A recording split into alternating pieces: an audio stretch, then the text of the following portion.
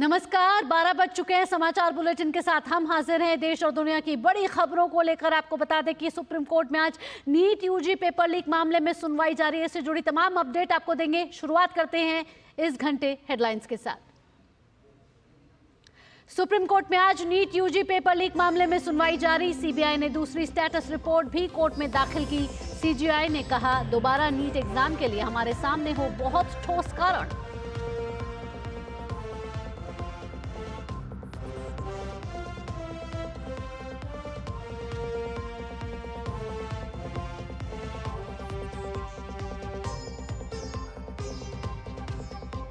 NEET मामले में CBI की बड़ी कार्रवाई। पटना एम्स के 4 डॉक्टरों को हिरासत में लिया। तीनों डॉक्टरों पर पेपर सॉल्व करने का आरोप।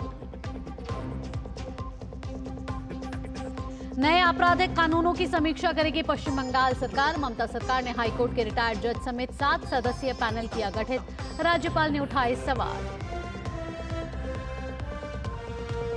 प्रधानमंत्री मोदी के खिलाफ उकसाने वाले बयान पर भाजपा ने साधा निशाना। कहा, मौत, हिंसा जैसे शब्दों का इस्तेमाल ना हो।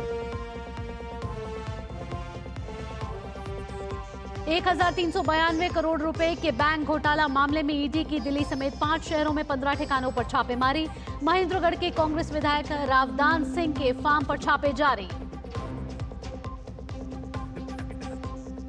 छत्तीसगढ़ के बीजापुर में नक्सलियों का हमला। आईईडी ब्लास्ट में 2 जवान शहीद और 4 घायल। घायल जवानों को रायपुर के लिए किया गया एयरलिफ्ट।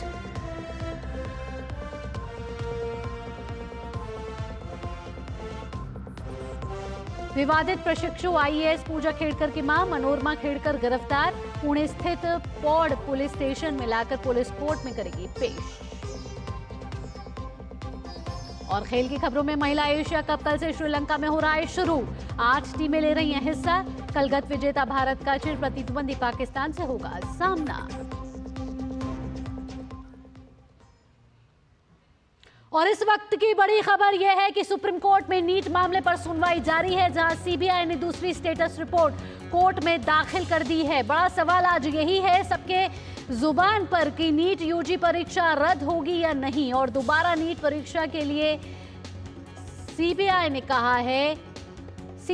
कहा है कि हमारे सामने हो ठोस कारण, तभी परीक्षा को रद्द किया जाएगा। आपको बता दें कि 23 लाख मेडिकल एस्पिरेंट्स छात्र जो हैं वो बेसब्री से इस सवाल के जवाब का इंतजार कर रहे हैं। और पेपर लीक विवाद के बाद उठे विवाद के बाद आज सुप्रीम कोर्ट में अहम सुनवाई जारी है।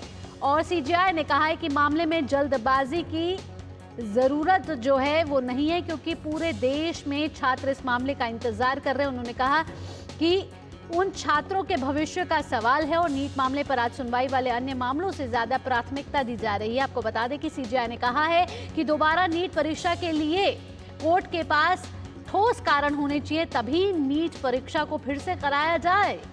आपको बता दें कि 23 लाख मेडिकल छात्र जो है वो आज इंतजार कर रहे हैं सुप्रीम कोर्ट के फैसले का, जहां सुप्रीम कोर्ट ये फैसला सुना सकती है कि नीट परीक्षा को फिर से कराने की जरूरत है या नहीं। आपको बता दें कि chief justice DY Chandrachud, justice JB Pardiwala और जस्टिस मनोज मिश्रा की बेंच आज 40 से अधिक याचिकाओं पर सुनवाई कर रही है। और इन याचिकाओं में परीक्षा रद्द करना, दोबारा परीक्षा कराना और नीट यूजी 2024 के संचालन में कथित गड़बड़ियों की जांच करना और नीट विवाद पर विभिन्न उच्च न्यायालयों में एनटीए के खिलाफ लंबित मामलों को स्थानांतरित करना शामिल है। और इससे पहले सीजीआई ने कहा था कि नीट यूजी 2024 की अखंडता से समझौता हुआ है तो परीक्षा रद्द होनी चाहिए। हालांकि सीजीआई ने अभी ये कहा है कि कोई ठोस कारण होने जरूरी हैं, तभी नीट परीक्षा फिर से कराई जाएगी। सीबीआई ने दूसरी स्टेटस रिपोर्ट सौंप दी है। और ये बड़ी खबर इस वक्त की आ रही है, सुप्रीम कोर्ट में नीट परीक्षा 2024 से जुड़ी जो 40 याचिकाएं हैं उस पर आज सुनवाई हो रही है। और 23 लाख जो छात्र हैं वो इंतजार कर रहे हैं आज सुप्रीम कोर्ट के फैसले का, जहां इस फैसले में ये आ सकता है कि नीट परीक्षा फिर से होगी या नहीं होगी। तो इस वक्त की बड़ी खबर यही है। और सुनवाई से पहले आज एनटीए यानी कि नेशनल टेस्टिंग एजेंसी ने सुप्रीम कोर्ट में अपना लिखित जवाब दाखिल किया है और एनटीए का कहना है कि नीट परीक्षा में कोई सिस्टमैटिक फेलियर नहीं हुआ है, कोई अनियमितताएं नहीं हुई हैं और बिहार की घटना एक आपराधिक गतिविधि है। जिन घटनाओं का जिक्र किया जा रहा है उनकी जांच चल रही है। और आज आपको बता दें कि सुबह सुबह भी सीबीआई ने बड़ा एक्शन लिया है और इस एक्शन पर 4 जो एम्स के डॉक्टर हैं पटना से, उनको हिरासत में ले लिया गया है और इन 4 डॉक्टरों पर आरोप है कि वो सॉल्व करने के लिए वो जो डॉक्टर हैं वो सॉल्व करने के लिए इस पेपर में लिप्त थे। हमारे संवाददाता अमरेंद्र गुप्ता ज्यादा जानकारी के साथ हमारे साथ जुड़ चुके हैं। अमरेंद्र, ताजा अपडेट दीजिए। सीबीआई ने कहा है कि नीट परीक्षा फिर से तभी हो, ठोस कारण होने जरूरी हैं। तो उन ठोस कारणों में क्या कहना चाह रही है डीवाई चंद्रचूड़ की ये बेंच?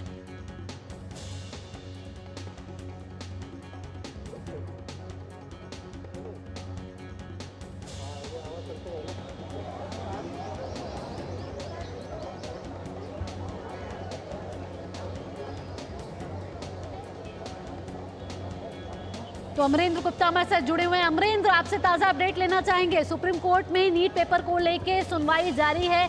23 लाख छात्र इस समय इंतजार कर रहे हैं कि उनका भविष्य किस ओर जाएगा, क्या नीट परीक्षा फिर से होगी या नहीं। सीबीआई ने बोला है कि दोबारा नीट परीक्षा के लिए कोई ऐसे ठोस कारण होने जरूरी हैं। किन ठोस कारणों की तरफ इशारा दे रही है सीबीआई?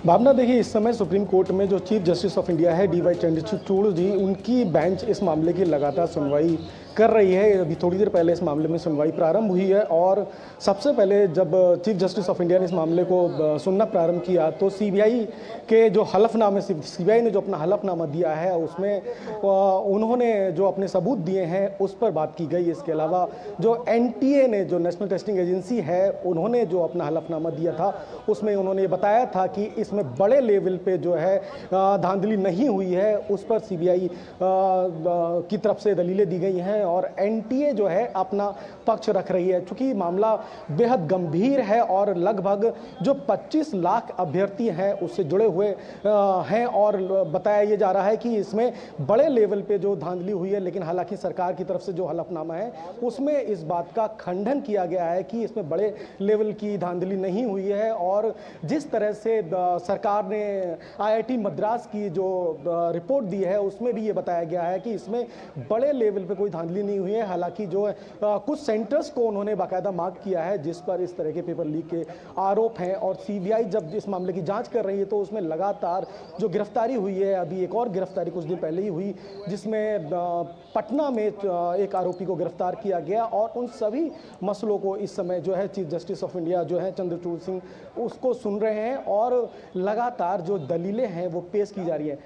इसमें एक सबसे बड़ी बात यह है कि चूंकि मामला बेहद गंभीर है और छात्रों के भविष्य से जुड़ा हुआ है, इसमें इससे पहले जो सुनवाई हुई थी उसमें भी जो बेंच थी उन्होंने साफ तौर पर कहा था कि अगर बड़े लेवल पर इस तरह की धांधली हुई है तभी नीट पे दोबारा एग्जाम कराया जाना चाहिए। और जिस तरह से सरकार की दलील है कि इस पे कोई बड़े लेवल की धांधली नहीं हुई, हालांकि उन्होंने स्वीकार किया है और एनटीए की जो कार्यशैली है उस पर भी संशय पैदा होता है कि उन्होंने ठीक तरीके से इस एग्जाम को कंडक्ट नहीं किया। तो इस मामले पे बेहद ही गंभीर तरीके से कई आरोप हैं और जिसकी सुनवाई इस समय सुप्रीम कोर्ट में जारी है और लगातार अपनी दलीलें जो सीबीआई है उसकी तरफ से दी जा रही है तथा एनटीए और जो सरकार की तरफ से जो हलफनामे हैं उस पर भी बहस चल रही है। भावना जी, अमरेंद्र, साथ ही आपसे पूछना चाहेंगे कि जिस तरीके से याचिकाकर्ता ने कहा है कि उनको ये चाह रहे हैं कि रिपोर्ट जो है वो सार्वजनिक हो जाए, हालांकि सीबीआई ने कहा है कि अगर रिपोर्ट सार्वजनिक करी जाए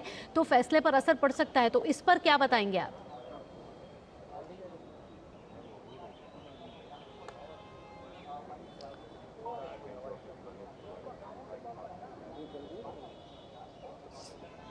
भावना, जैसा कि अंदर कोर्ट में इस समय बहस चल रही है उसमें कई सारे जो तथ्य हैं वो सामने आ रहे हैं। जो चीफ जस्टिस ऑफ इंडिया हैं जो चंद्रचूड़ सिंह, उन्होंने कहा कि जो याचिकाकर्ता के वकील हैं उनसे कहा कि इस मामले में जो प्रक्रिया है उसमें विश्वास पर कायम रखना चाहिए और जो सीबीआई की जांच है उसको सार्वजनिक करने से जांच भी प्रभावित की जा सकती है। हालांकि इसके बाद सीजीआई ने उनसे ये कहा कि नीट एग्जाम जो दोबारा कराना है उसके लिए कुछ ठोस कारण होने चाहिए, जिसके बाद ही जो दोबारा एग्जाम कंडक्ट किए जा सकते हैं। हालांकि अभी जो चूंकि मामला सुना जा रहा है और 2-3 जज हैं जिसमें चीफ जस्टिस ऑफ इंडिया है, तो 3 जज की बेंच जो है अभी सुनवाई कर रही है और 23 लाख अभ्यर्थियों के भविष्य का फैसला है। सुप्रीम कोर्ट में 40 से ज्यादा याचिकाओं पर सुनवाई जारी है और सुप्रीम कोर्ट अब से कुछ देर बाद ये फैसला सुना सकती है कि नीट की परीक्षा रीनीट होगी या नहीं, या फिर जरूरत नहीं है, क्योंकि सीजीआई ने अभी हाल फिलहाल में यही बोला है कुछ देर पहले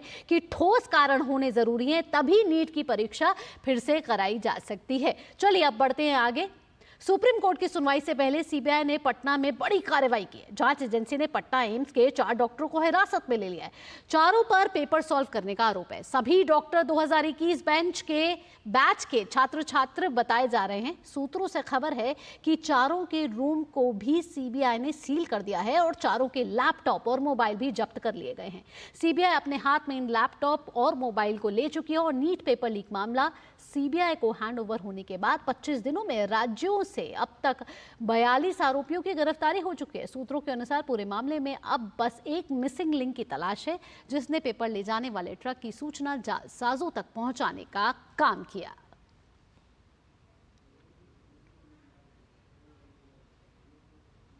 खबर अब पश्चिम बंगाल से आ रही है। पश्चिम बंगाल सरकार देश में 1 जुलाई को लागू किए गए नए आपराधिक कानूनों की समीक्षा करेगी।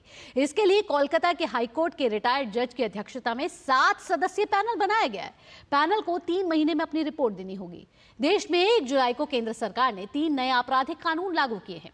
पश्चिम बंगाल में इन कानूनों को लागू करने के लिए 7 सदस्यीय पैनल का गठन किया गया है। पश्चिम बंगाल गृह विभाग ने कहा है कि राज्य सरकार ने आपराधिक कानूनों, भारतीय न्याय संहिता 2023, भारतीय नागरिक सुरक्षा संहिता 2023 और भारतीय साक्ष्य अधिनियम 2023 की समीक्षा के लिए एक समिति का गठन किया है और इस समिति में 7 सदस्य जो है वो गठित किए गए हैं। गृह विभाग की ओर से जारी नोटिफिकेशन में कहा गया है कि हाई कोर्ट के सेवानिवृत्त न्यायाधीश अशिम रॉय की अध्यक्षता में गठित पैनल में राज्य के कानून मंत्री मलय घटक और वित्त मंत्री चंद्रिमा भट्टाचार्य को शामिल किया गया है। इसकी अधिसूचना मंगलवार को जारी कर दी गई थी। इसके तहत पैनल को सभी विशेषज्ञों, वरिष्ठ अधिवक्ताओं, अनुसंधान सहायकों और कानून विशेषज्ञों से चर्चा के बाद जरूरी सुझावों के साथ 3 महीने में रिपोर्ट सौंपनी है। वहीं राज्यपाल सीवी आनंद बोस ने ममता सरकार के इस कदम और उसके मकसद पर सवाल उठा दिए हैं। राज्यपाल कार्यालय की ओर से जारी बयान में कहा गया है कि राज्यपाल ने समिति के उद्देश्यों पर मुख्यमंत्री ममता बनर्जी से अब रिपोर्ट मांग ली है। बयान के अनुसार राज्यपाल बोस ने मुख्यमंत्री को यह भी याद दिलाया है कि पश्चिम बंगाल बनाना रिपब्लिक नहीं हो सकता।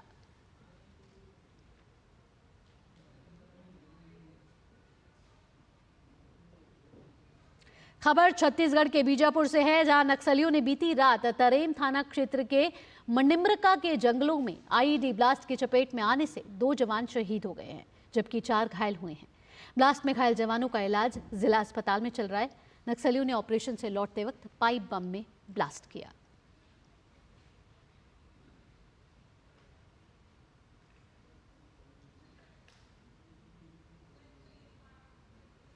चलिए रुक रहे हैं आज छोटे से ब्रेक के लिए। ब्रेक के बाद भी खबरों का सिलसिला यूं ही जारी रहेगा। आप जुड़े रहिए डीडी न्यूज के साथ।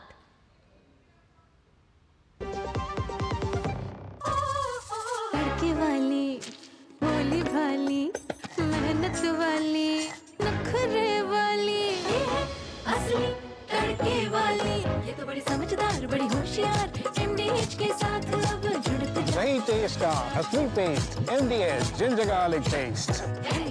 ऐसा कौन सा खजाना हाथ में लगा है? खजाना नहीं, मिशन मिल गया है हम सबकी जीत का। भारत में बना आधुनिक कीटनाशक जिसकी बेजोड़ क्वालिटी से मिले फसल की बेहतरीन पैदावार। IIL के ट्रैक्टर ब्रांड का मिशन है तो जीत पक्की। ब्रेक के बाद आपका स्वागत। खबरों के सिलसिले को आगे बढ़ाते हैं। प्रवर्तन निदेशालय 1392 करोड़ रुपए के बैंक घोटाला मामले में देश की राजधानी दिल्ली समेत 5 शहरों में छापेमारी कर रहा है। ईडी दिल्ली, गुरुग्राम, महेंद्रगढ़, बहादुरगढ़ और जमशेदपुर में 15 ठिकानों पर रेड कर रही है।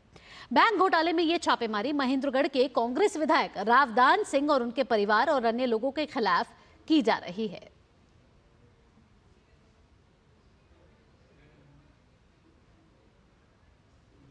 सुप्रीम कोर्ट को अब 2 नए जज मिल गए हैं। इन नए जजों को चीफ जस्टिस डीवाई चंद्रचूड़ ने शपथ दिलाई। दोनों जजों की नियुक्ति के बाद सुप्रीम कोर्ट में जजों की स्वीकृत संख्या 34 हो गई है। इससे पहले सुप्रीम कोर्ट में जजों की कुल संख्या 32 थी। सीजेआई डीवाई चंद्रचूड़ ने जस्टिस एन कोटेश्वर सिंह और जस्टिस आर महादेवन को शपथ दिलाई है। जस्टिस एन कोटेश्वर सिंह जम्मू कश्मीर और लद्दाख हाईकोर्ट के मुख्य न्यायाधीश थे। वह मूल रूप से मणिपुर के रहने वाले हैं और सुप्रीम कोर्ट में नियुक्त होने वाले मणिपुर के पहले जज हैं। वहीं बात करें आर जस्टिस महादेवन की, तो वो मद्रास हाईकोर्ट के कार्यवाहक मुख्य न्यायाधीश थे और वह पिछड़ा वर्ग समुदाय से आते हैं। इस शपथ समारोह में सुप्रीम कोर्ट के सभी जज और बार के अधिकारी उपस्थित रहे। और अब बात विवादित प्रशिक्षु आईएएस पूजा खेड़कर की मां मनोरमा खेड़कर से जुड़ी खबर की, जिनको पुणे पुलिस ने हिरासत में ले लिया है। पूजा की मां पर किसान को धमकाने का आरोप है। पुलिस ने आर्म्स एक्ट के तहत मामला दर्ज कर लिया है। दरअसल आपको बताएं, विवादित अधिकारी पूजा खेड़कर की मां मनोरमा खेड़कर का एक वीडियो वायरल हुआ था, जिसमें एक जमीनी विवाद को लेकर वो हाथ में बंदूक लिए कुछ लोगों को धमका रही थी। ये वीडियो सामने आने के बाद पुलिस ने मनोरमा और उनके पति दिलीप खेड़कर समेत 7 लोगों के खिलाफ प्राथमिकी दर्ज की थी।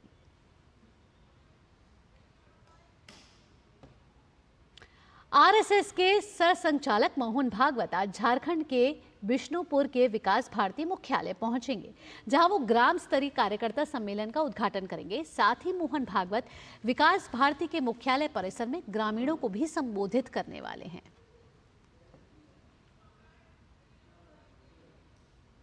खबर तमिलनाडु से आ रही है। तमिलनाडु की स्टालिन सरकार की जन कल्याणकारी घोषणाओं के कारण राज्य की जनता ने लोकसभा चुनाव में 39 सीटें जिताकर दी, लेकिन अब बिजली बिलों की बड़ी दरों के कारण जनता खुद को ठगा सा महसूस कर रही है। देखिए डीडी न्यूज की एक खास रिपोर्ट। तमिलनाडु की स्टालिन सरकार ने बिजली के बिलों में 4.83% तक वृद्धि की है। तमिलनाडु विद्युत विनियामक आयोग ने नई दरें जारी कर दी हैं। नया टैरिफ आदेश इस वर्ष 1 जुलाई से प्रभावी होगा। इसमें सीपीआई के आधार पर बिजली शुल्क में बढ़ोतरी की गई है। टैरिफ आदेश के अनुसार घरेलू उपभोक्ताओं के स्लैब में 20 पैसे से 55 पैसे प्रति यूनिट की बढ़ोतरी की गई है, जबकि द्विमासिक 400 यूनिट के न्यूनतम स्लैब को 4.60 रुपए प्रति यूनिट से बढ़ाकर 4.80 रुपए प्रति यूनिट किया गया है। 401 से 500 यूनिट के स्लैब को 6.15 रुपए प्रति यूनिट से बढ़ाकर 6.45 रुपए प्रति यूनिट किया गया है। 501 से 600 यूनिट के लिए अब उपभोक्ताओं को 8 रुपए 15 पैसे की जगह 8 रुपए 55 पैसे देने होंगे। वहीं 601 से 800 यूनिट के लिए ग्राहकों को 9 रुपए 20 पैसे की अब 9 रुपए 65 पैसे चुकाने होंगे। 801 से 1000 यूनिट के स्लैब को 10 रुपए 20 पैसे से बढ़ाकर 10 रुपए 70 पैसे कर दिया गया है। 1000 यूनिट से ऊपर के उच्चतम स्लैब में टैरिफ की कीमत को भी 11 रुपए 25 पैसे से बढ़ाकर 11 रुपए 80 पैसे कर दिया गया है। 500 यूनिट के लिए नया द्विमासिक शुल्क 2455 रुपए की पुरानी दर के मुकाबले 2565 रुपए किया गया है। टैरिफ श्रेणी 1E लो टेंशन सहित बहुमंजिला अपार्टमेंट में सामान्य सुविधाओं के लिए दर 8.15 रुपए प्रति यूनिट से बढ़ाकर 8.55 रुपए प्रति यूनिट कर दी गई है और निर्धारित शुल्क 102 रुपए की पुरानी दर के मुकाबले संशोधित कर 107 रुपए प्रति किलोवाट प्रति माह कर दिया गया है। सार्वजनिक प्रकाश व्यवस्था, जल आपूर्ति और सीवेज की अन्य एलईटी श्रेणी के लिए टैरिफ 8.15 रुपए से बढ़ाकर 8.55 रुपए कर दिया गया है। पूजा स्थलों, कुटीर एवं सूक्ष्म उद्योगों, निजी शिक्षण संस्थाओं एवं छात्रावासों तथा उद्योगों एवं सूचना प्रौद्योगिकी सेवाओं के लिए भी टैरिफ में वृद्धि की गई है। इस बीच एआईएडीएमके के महासचिव एड्डप्पादी पलानीस्वामी और भारतीय जनता पार्टी के प्रदेश अध्यक्ष अन्नामलाई जैसे विपक्षी पार्टी के नेताओं ने बिजली दरों में बढ़ोतरी के लिए द्रविड़ मुनेत्र कड़गम के नेतृत्व वाली तमिलनाडु सरकार की निंदा की। राज्य सरकार ने बिजली की कीमतों में वृद्धि कर दी है और इससे आम लोगों के जीवन पर गहरा असर पड़ रहा है। हालांकि राज्य सरकार का यह कहना है कि बिजली की दरों में मामूली सी बढ़ोतरी की गई है, लेकिन लोगों का कहना है कि ये मामूली सी बढ़ोतरी उनके रोजाना के इनकम पर बहुत ही भारी पड़ रही है। कैमरामैन मनोहरन के साथ मैं रितेश रंजन, डीडी न्यूज से। श्री राम जन्मभूमि मंदिर में नित्य दर्शन करने के लिए संत महापुरुष और श्रद्धालुओं को पास जारी करने की प्रक्रिया शुरू हो गई है। श्री राम जन्मभूमि तीर्थ क्षेत्र ट्रस्ट के महासचिव चंपत राय ने इस आशय की जानकारी देते हुए बताया कि प्रातःकाल 10 बजे से शाम 6 बजे के मध्य राम कचहरी आश्रम, रामकोट में श्री राम जन्मभूमि तीर्थ क्षेत्र कैंप कार्यालय, साथ ही रामपथ पर स्थित बिरला धर्मशाला के सामने तीर्थयात्री सेवा केंद्र में अपना आधार कार्ड दिखाकर निर्धारित प्रपत्र पर आवेदन करके नित्य दर्शन के लिए अनुमति पत्र प्राप्त कर सकते हैं। उन्होंने कहा कि अनुमति पत्र 6 महीने के लिए वैध होगा और प्रवेश D1 से ही होगा और सुरक्षा कारणों से निर्धारित किए गए प्रतिबंध लागू रहेंगे, जैसे कि मोबाइल फोन, पूजन सामग्री, धूप बत्ती, अगरबत्ती, दीपक बाती और मिष्ठान आदि ले जाने की अनुमति नहीं होगी। राय ने यह स्पष्ट किया है कि यदि कोई व्यक्ति नित्य दर्शन का पास बनवाकर महीने में केवल 1-2 बार ही दर्शन को आता है तो उसका पास निरस्त कर दिया जाएगा।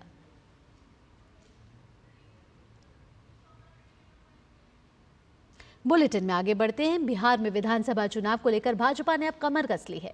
चुनाव की रणनीति बनाने के लिए प्रदेश के दिग्गज नेता और कार्यकर्ता पटना में एकजुट हुए हैं। यहां विस्तारित कार्य समिति की बैठक में चुनाव को लेकर मंथन जारी है। बिहार के भाजपा प्रभारी विनोद तावड़े के नेतृत्व में ये बैठक हो रही है। बिहार के उप मुख्यमंत्री सम्राट चौधरी और विजय कुमार सिन्हा भी बैठक में शामिल होने के लिए पहुंच चुके हैं। खबरें अंतर्राष्ट्रीय जगत से। बांग्लादेश के कई शहरों में सरकारी नौकरियों में आरक्षण व्यवस्था में सुधार की मांग को लेकर हजारों लोग प्रदर्शन कर रहे हैं। हिंसक प्रदर्शन में आज एक और व्यक्ति की मौत हो गई, जबकि कई लोगों के घायल होने की खबर है। इससे पहले हिंसक प्रदर्शन में पिछले 2 दिनों में 6 लोगों की मौत हो चुकी है। दरअसल 1 जुलाई को विभिन्न सार्वजनिक विश्वविद्यालयों के छात्रों ने आरक्षण को लेकर आंदोलन शुरू किया था। छात्र 5 जून के उच्च न्यायालय के आदेश को रद्द करने की मांग कर रहे हैं, जिसमें बांग्लादेश सरकार को 1971 के बांग्लादेश मुक्ति संग्राम के स्वतंत्रता सेनानियों के वंशजों के लिए 30% नौकरी कोटा बहाल करने के लिए कहा गया है। साधारण परिवार से आने वाली दीपिका कुमारी को तीरंदाजी के खेल में शिखर तक पहुंचते देखना किसी आश्चर्य से कम नहीं है। सच ये बात है कि अपनी जिद, जज्बे और जुनून से दीपिका ने सबके सामने बेजोड़ मिसाल पेश की है। इस बार पेरिस ओलंपिक में दीपिका चौथी बार अपनी दावेदारी पेश करने जा रही हैं। देखते हैं इस पर खास रिपोर्ट। झारखंड के रांची के पास रातूचट्टी गांव में एक छोटी सी झोपड़ी से निकली चैंपियन तीरंदाज दीपिका कुमारी की कहानी काफी दिलचस्प है। दीपिका अब तक 3 ओलंपिक और विश्व कप, एशियाई तीरंदाजी चैंपियनशिप, राष्ट्रमंडल खेल, विश्व चैंपियनशिप और एशियाई खेलों में अपना दम दिखा चुकी हैं।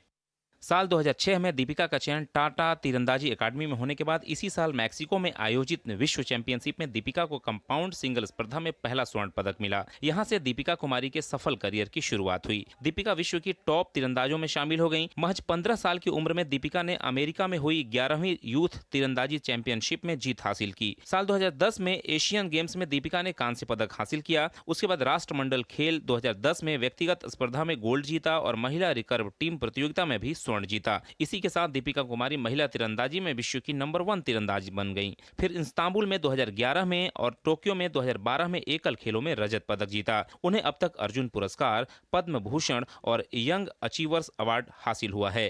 नजर इस बार पेरिस ओलंपिक में न केवल पदक जीतने पर है, बल्कि वह चाहती हैं कि वह भारत की लड़कियों के सामने मिसाल पेश कर सकें। डेफिनेटली कि एक्साइटमेंट बहुत ज़्यादा होता है, बट मैं उनको बोलूँगी कि उस चकाचौंध में वो ना घुसे। जितना हो सके वो खुद पे फोकस करे और इन्जॉय करे, पर पूरे फोकस के साथ, पूरे सेल्फ कॉन्फिडेंस के साथ। और मैं ये बोलूँगी कि मेडल जीतना है, उसके पीछे ना भागे, वो परफॉर्म करे, अच्छा परफॉर्म करे ताकि मेडल उनके पास आए। अपने पिता के एक ऑटो रिक्शा चालक के रूप में काम करने के साथ दीपिका कुमारी अपने माता पिता को अपना पेट भरने के लिए संघर्ष करते हुए देखकर बड़ी हुई हैं। हालांकि राज्य सरकार द्वारा संचालित तीरंदाजी अकादमी में शामिल होने में कामयाबी मिलने के बाद भाग्य ने उनका साथ देना शुरू कर दिया। अब तक कई अंतर्राष्ट्रीय प्रतियोगिताओं में अपने खेल का परचम लहरा चुकी दीपिका 2 युवा तीरंदाज अंकिता भक्त और भजन कौर के साथ ओलंपिक में अपनी दावेदारी पेश करेंगी। यहाँ पे हमारी 2 दीदी सिलेक्ट हुई हैं, अंकिता भगत और भजन कौर। दीपिका दीदी भी हैं, वो इधर की क्रेडिट रही हैं और तीनों बहुत अच्छा खेलती हैं। और हम चाहते हैं कि हमारे इधर गोल्ड आए, क्योंकि कोई ओलंपिक में अभी हमारे यहाँ मेडल नहीं है इंडिया में। तो बहुत खुशी होगी पहली बात तो कि इंडिया में मेडल आएगा। पेरिस ओलंपिक के लिए जमकर अभ्यास कर रही दीपिका के अलावा अंकिता और भजन दोनों ने अपने पहले ओलंपिक की तैयारी के बीच हाल ही में विश्व कप स्टेज 3 में बेहतरीन प्रदर्शन से आत्मविश्वास हासिल किया है। ऐसे में उम्मीद की जा सकती है कि भारतीय तीरंदाजों के तरकश के तीर निशाने पर लगते हुए भारत को नई बुलंदी पर ले जाएंगे। Sports desk, DD news. आगे बढ़ते हैं। क्रिकेट में महिलाओं की एशिया कप T20 प्रतियोगिता कल से श्रीलंका के दाम्बुला में शुरू होगी। इस प्रतियोगिता के सभी मैच रणगिरी दाम्बुला अंतर्राष्ट्रीय स्टेडियम में खेले जाएंगे। प्रतियोगिता का उद्घाटन मैच कल ग्रुप ए की टीमों संयुक्त अरब अमीरात और नेपाल के बीच खेला जाएगा। उसके बाद ग्रुप ए में ही भारतीय टीम की भिड़ंत अपने चिर प्रतिद्वंदी पाकिस्तान से होगी। फाइनल मैच 28 जुलाई को दाम्बुला में खेला जाएगा। इसी के साथ इस बुलेटिन में इतना ही। अगला बुलेटिन आप देखेंगे एक्सप्रेस 100 मेरी सहयोगी कृतिका भारद्वाज के साथ। फिलहाल के लिए मुझे दीजिए अनुमति। नमस्कार।